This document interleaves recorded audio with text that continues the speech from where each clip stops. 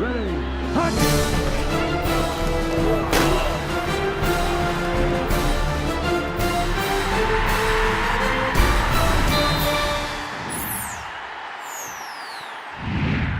From the Opelka Studios in Oklahoma City, this is an OU Update with Stephanie Kuzidem. I'm Jenny Carlson. Stephanie, the Kansas State Wildcats come to town on Saturday to play the Sooners. Already some Kansas folks, though, in Norman playing for the Sooners. You had a chance to talk to some of those Kansas natives. Did any of them consider going to Kansas State?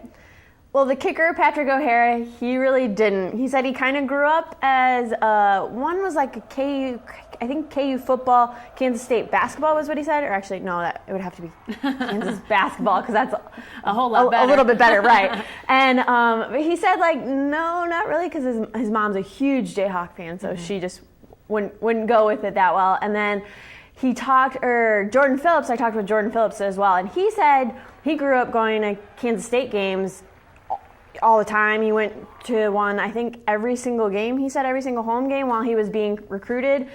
But the reason he chose Oklahoma was he liked the family of both, but he decided he didn't want to be in Kansas anymore.